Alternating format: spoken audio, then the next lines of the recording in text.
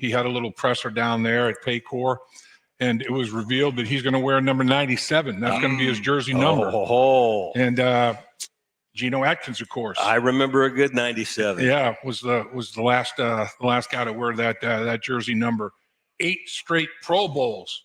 And when Stewart was informed of that, I think he really, was taken back a little bit. He knew of Geno Atkins, but I don't think he knew what kind of a player Geno Atkins was for as long a period of time as Geno Atkins was. So, yeah, that'll be interesting. I mean, the number 4, the national, that's what he wore in college. The National Football League doesn't allow defensive linemen to single-digit numbers, so he's going to be wearing number 97. And this guy he's an athletic freak.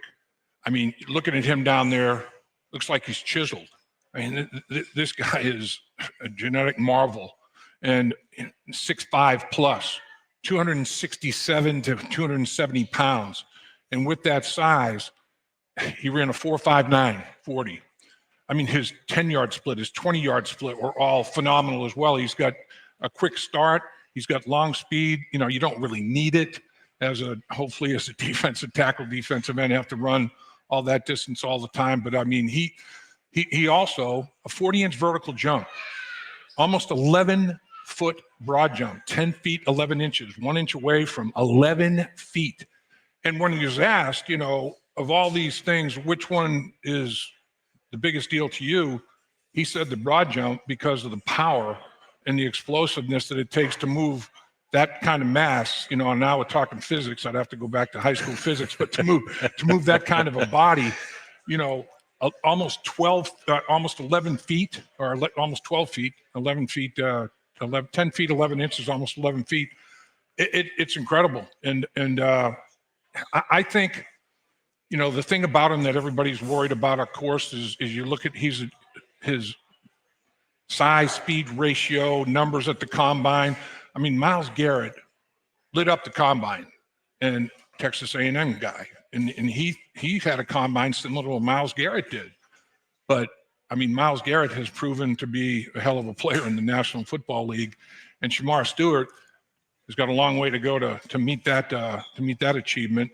And the thing about him, when you look at the physical attributes, 37 or 39 pressures, one of the other approaching 40 pressures, to have a sack and a half this year on 40 pressures. It's like that. Just I was up for a while I was laying in bed looking at the ceiling. I'm like, 40 pressures. Sack and a half. All right, you're not the only one laying then looking at the ceiling. Joe Goodberry, what's your thought? Did the Bengals reach at 17 for Stewart?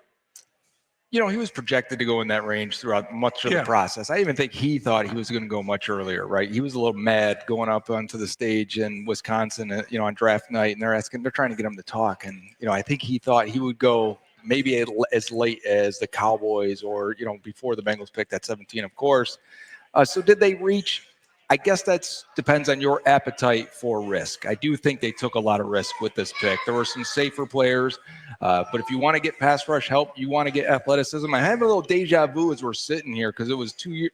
The very first year we did this, we talked about Myles Murphy in the first round. Very similar, big guys, long arms, right? 85-inch wingspan for Shemar Stewart.